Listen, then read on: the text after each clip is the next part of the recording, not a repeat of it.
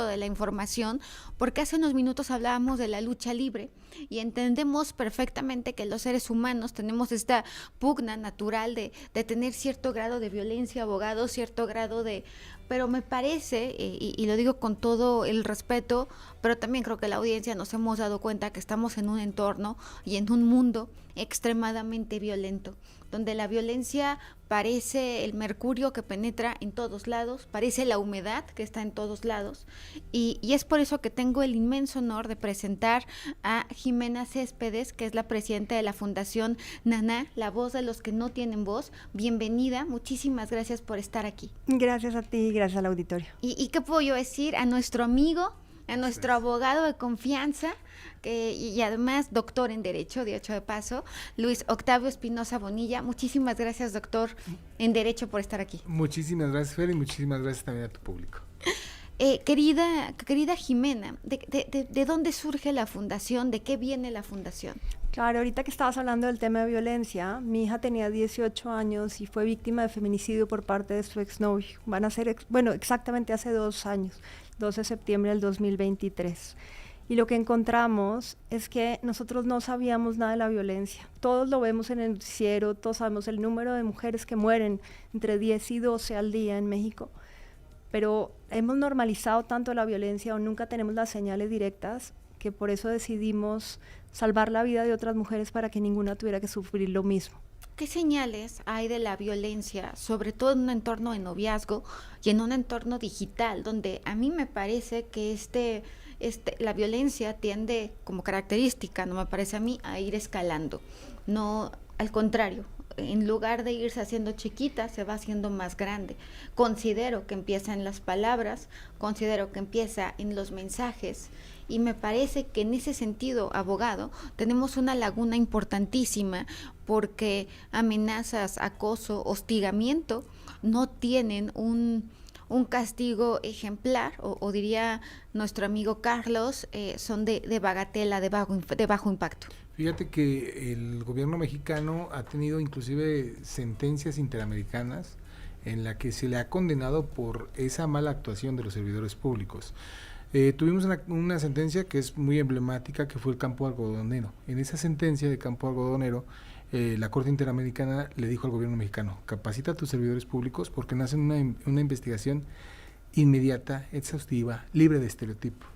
Pero además capacita a tus servidores públicos para que hagan una red de apoyo a las víctimas de este tipo de delitos. Y finalmente ten un tipo penal, porque no teníamos este tipo penal de feminicidio, así de atrasados estábamos. ¿No existía el tipo penal de feminicidio? ¿Hasta cuándo?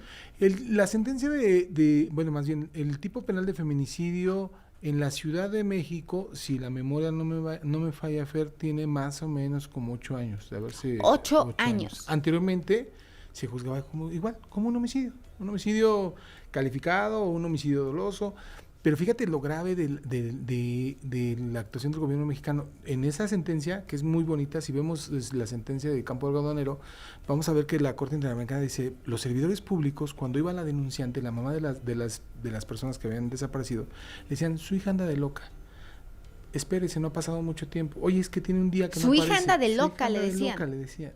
Se ha debido con el novio, dé más tiempo. Y entonces cuando la Corte Interamericana le dice: oye, ¿y dónde está la perspectiva de género? ¿Y dónde está tu juzgar sin estereotipos? ¿Por qué no hiciste una investigación rápida? Quizás si lo hubieras hecho, hubieras tenido un buen resultado. Y eso tiene que ver con lo que tú dices. Si se hubiera hecho, a lo mejor estaría viva. Claro.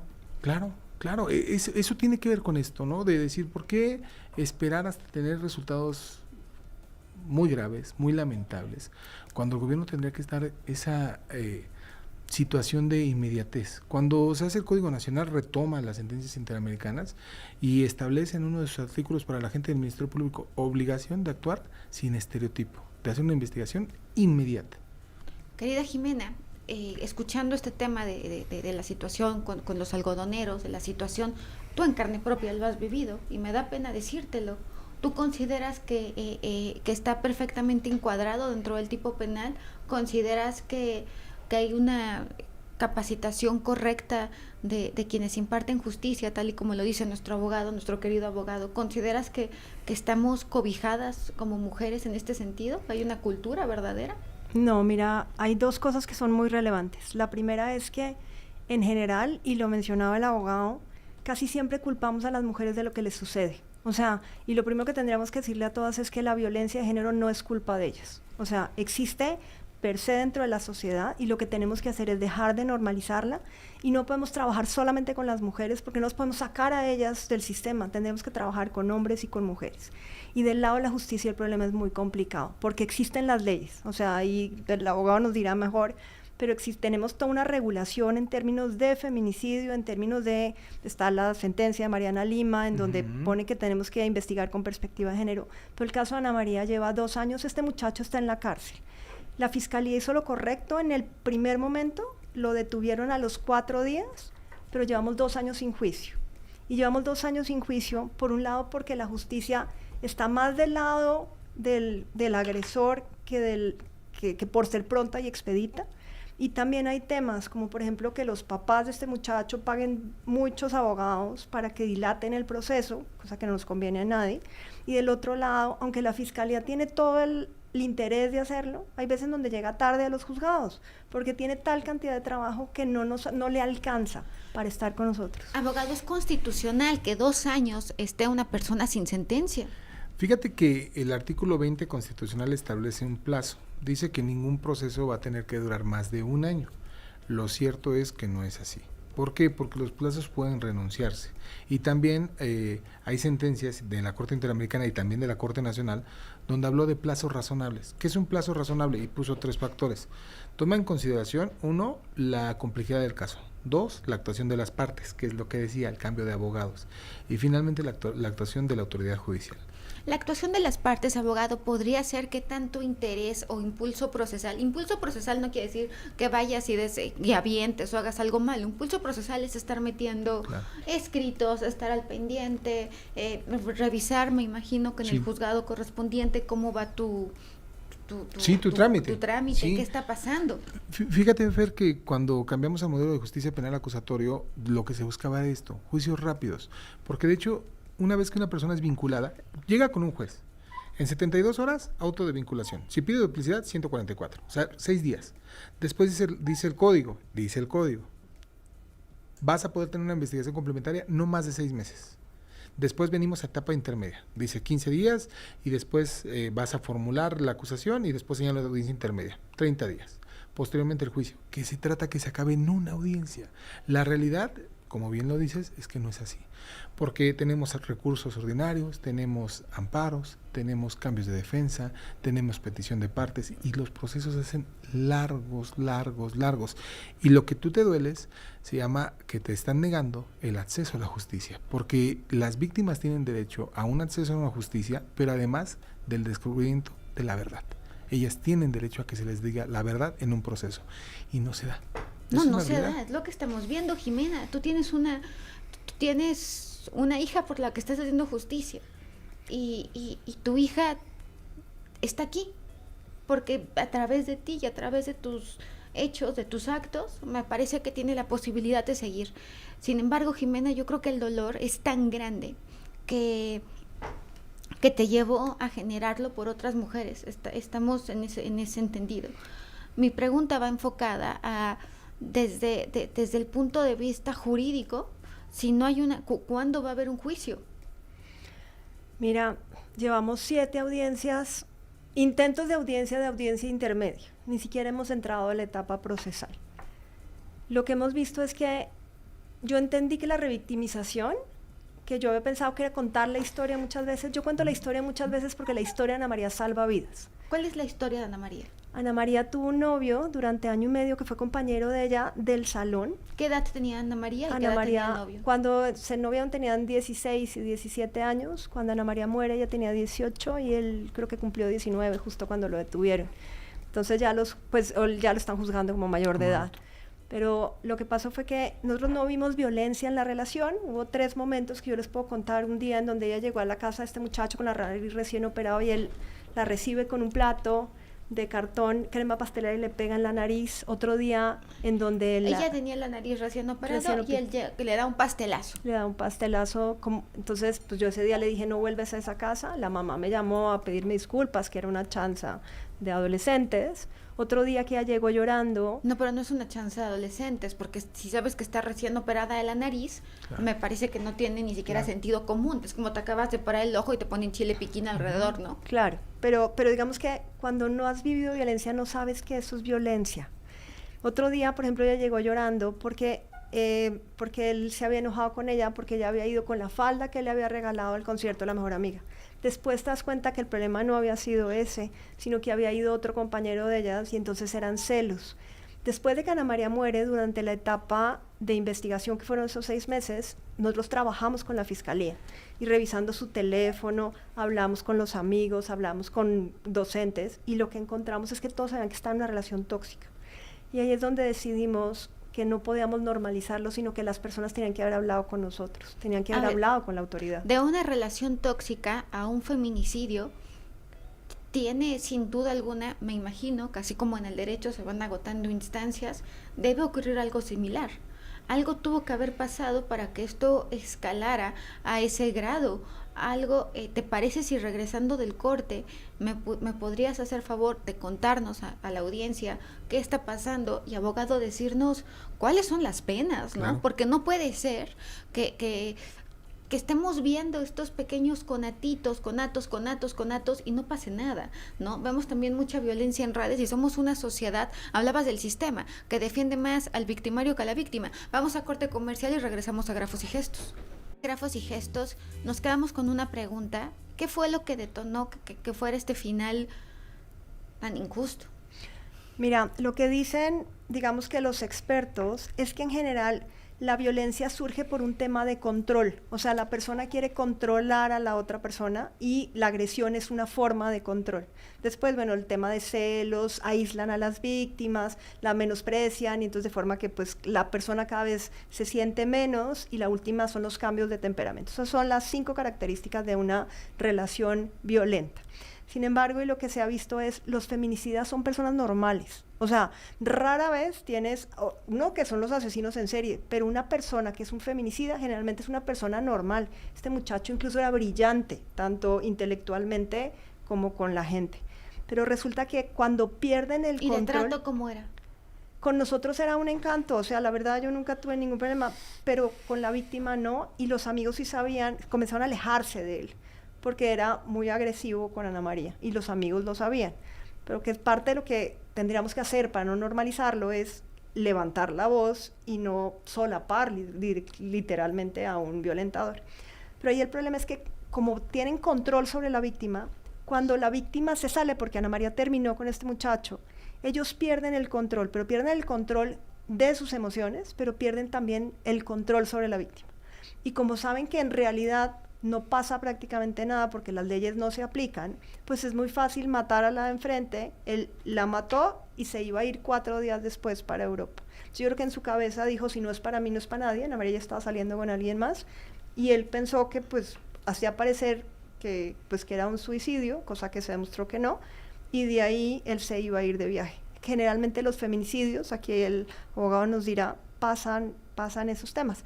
Y entonces literalmente es que pierdes el control y no es que haya sucedido algo diferente, simple y llanamente comenzó a perder esa capacidad de razonamiento, por decir así, y las matan bastante seguido. No necesitas un golpe, porque generalmente el violentómetro es, comienzas con una, después la siguiente. A Ana María nunca le vimos un golpe, parece que no hubo violencia física, pero casi todas las violencias vienen en violencias digitales. Él la amenazaba generalmente en las noches. Hubo las últimas amenazas, Ana María alcanzó a hacer print screen de la amenaza, mandárselo al mejor amigo y decirle, si algo me pasa ya sabes quién fue.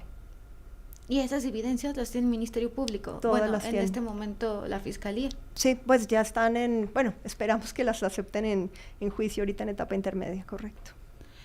Abogado, estamos hablando de la violencia digital que desafortunadamente, como no te deja un moretón, como no te rompen la nariz, como no te pasa nada físicamente y entonces tenemos la tonta idea que apagando el celular se acaba.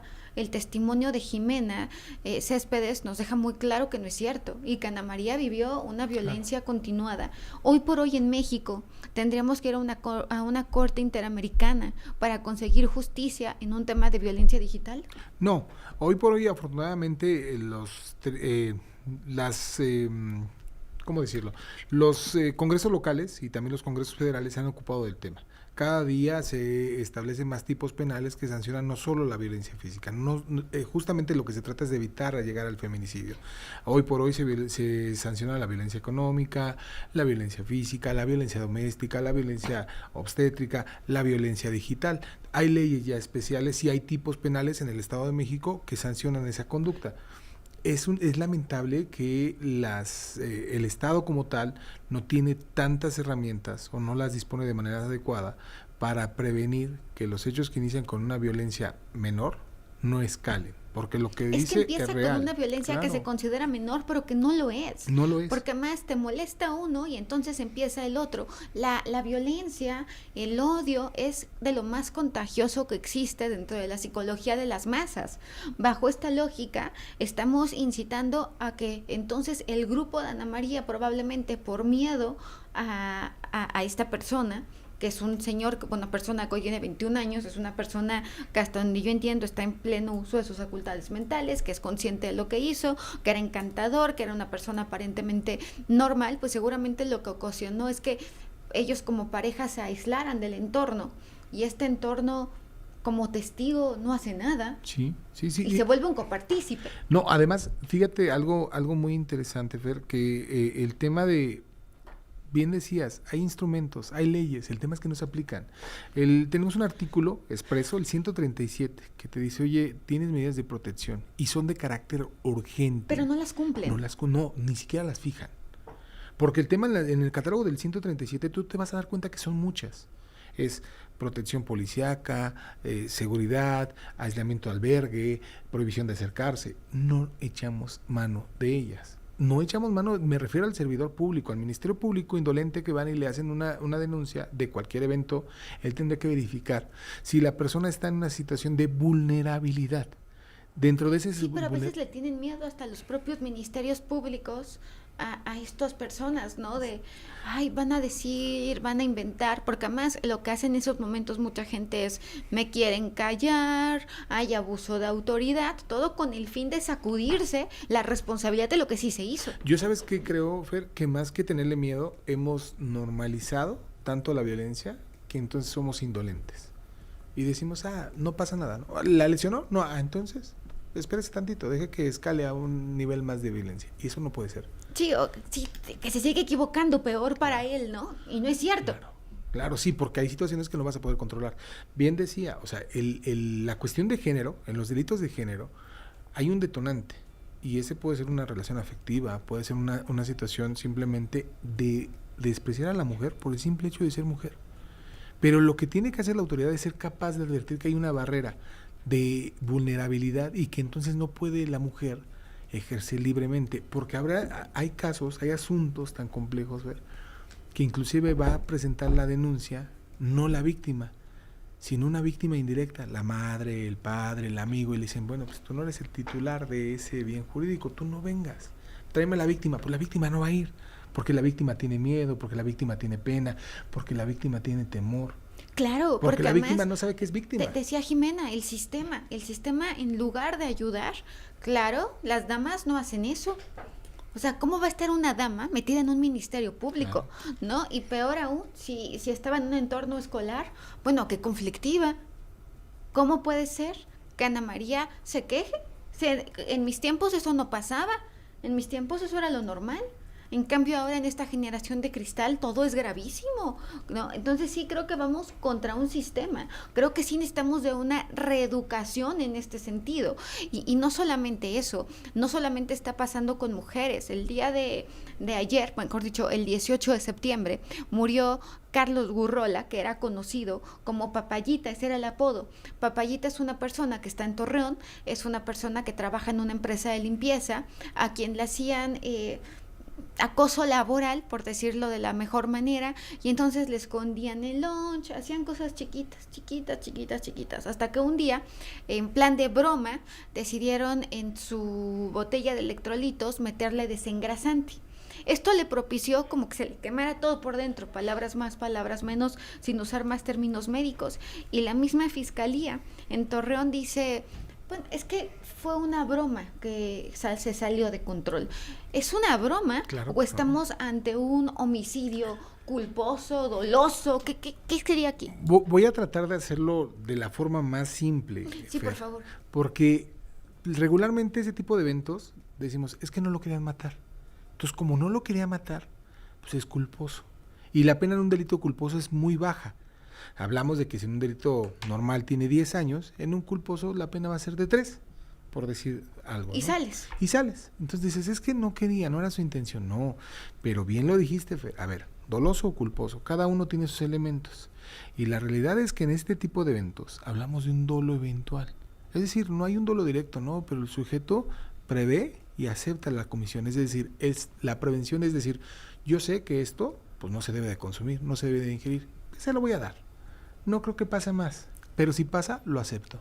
Y eso fue lo que pasó. ¿Y qué tan importante es en este caso que la autoridad intervenga, Jimena, y diga, a ver, evidentemente cuando tú le das a alguien de tomar, lo están envenenando, Claro, pues. Y claro. por otro lado, les quiero enseñar lo que sucedió en Toluca, que lo sube la página de Adopta MX y que se está haciendo muy viral. Me gustaría, señor productor, que me pusiera 10, 15 segundos, si se puede, de cómo tienen amarrado a un perro, amarrado a un perrito chiquito, la verdad es que no es un mediano, chico mediano, y el señor, el agresor, es un hombre como de 70 años, y van a ver cómo lo tiene amarrado, porque me decía mi esposo, no se distingue, es que no se distingue. Para quien no lo distinga y para quien no esté a favor de escucharnos, está el perro amarrado, evidentemente en un estado de absoluta indefensión, y está este anciano pegándole con un bastón. En el Estado de México parece ser que la gobernadora Delfina Gómez tiene una perspectiva animalista. ¿Cuál sería la pena? Aquí tenemos un tipo penal en el Estado de México que se llama maltrato animal, tiene una pena de 3 meses hasta 4 años de prisión. Pero es muy corto. No sé si sea muy corto o no, lo cierto es que se debe reconocer que los legisladores han hecho un esfuerzo en sancionarlo. Antes estos tipos penales ni siquiera existían. O sea, es un avance. Es un tipo recientemente de creación, es un tipo reciente que sí se está ejerciendo. Yo te puedo Esta decir que persona tiene 70 años. Sí, claro. ¿Todavía va a la cárcel? Sí, desde luego que puede ser sancionado. La pena, reitero, es de 3 meses a 4 años. Con ese tipo de pena va a enfrentar un proceso y va a poder hacerle una sanción, pero por el tipo de pena va a poder acceder a un sustitutivo penal, es decir, no pisa presión, No sino pisa lo presión. que hace Tenemos es 30 lo cambia. segundos. Sí. ¿Tienes redes sociales, abogado? Sí, claro, Luis Espinosa, así me van a encontrar en todas las redes sociales. Jimena. Búscame por Fundación Nana en todas las redes sociales. Fundación Naná con acento al final, por eso es Naná. Yo soy Marifer Centeno, nos vemos en Grafo Café en la Colonia Condesa, Campeche 228. Vamos a dar seguimiento a estos temas. Si Claro me que hace sí. favor, abogado, Desde si luego. me haces favor, Claro que Jimena, sí. tienes aquí apoyo incondicional. Y nos vemos en Grafo Café. Mi